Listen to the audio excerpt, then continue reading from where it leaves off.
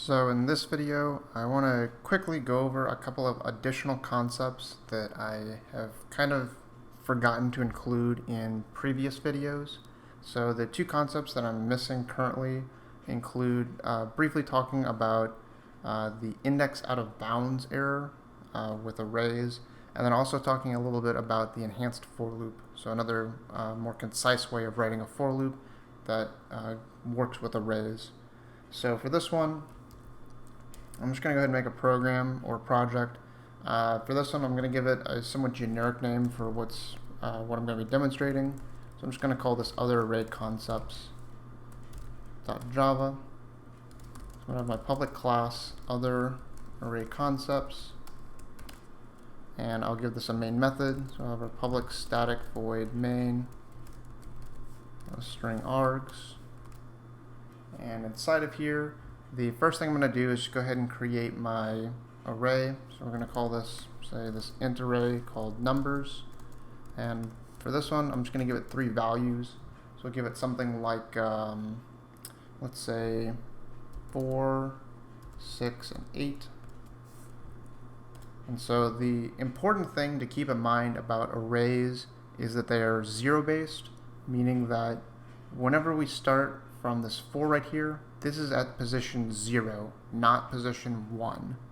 And as we go through it, the 6 is going to be at position 1, and this 8 is going to be at position 2. And while the size or the length of the array is 3, there is no position 3 in the array.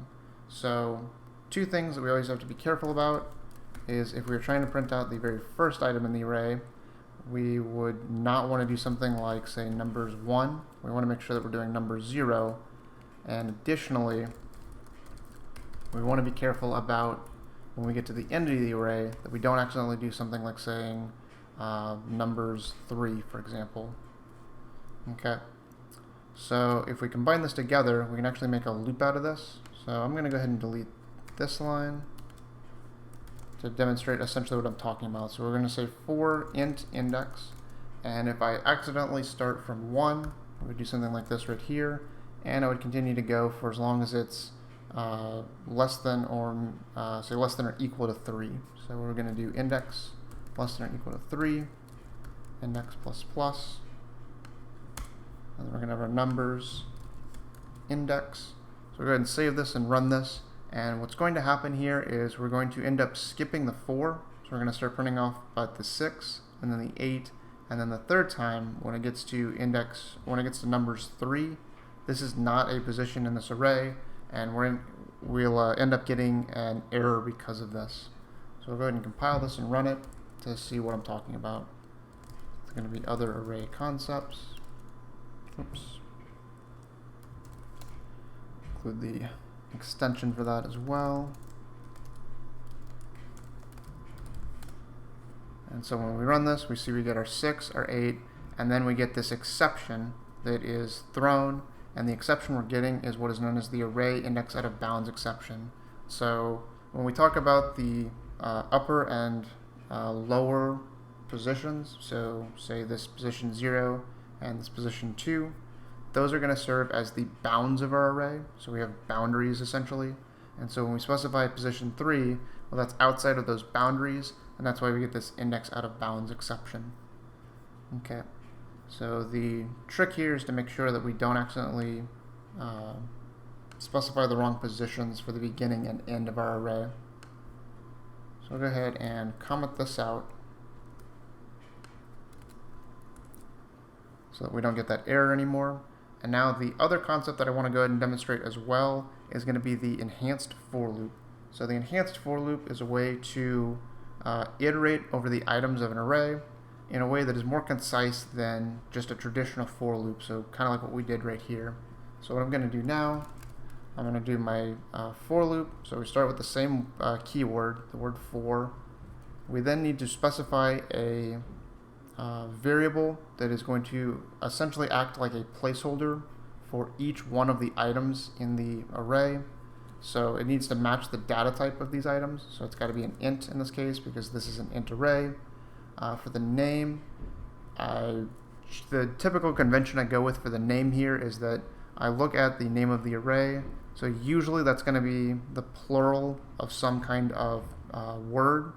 And I'm just going to take the singular of that word. So I see numbers here. So I'm going to say int number. Okay. And then I'm going to use the word or the colon character. And then I'm going to specify the array that I want to iterate over. So this is the part where I don't really get a choice in the name. This part has to match the name of the array that I want to step through. So we're going to do numbers here. Okay. And then what I can do is, instead of specifying something like what I do right here, where I specify the name of the array and then the subscript, so some kind of index for it, all I need to use now is just this number. So this number is effectively going to hold a value like this. So we're going to do system.out.println, and we're going to do number. Okay. So go ahead and save it and then run it like this. So we'll compile that and run it, and we get the values 4, 6, and 8. Okay.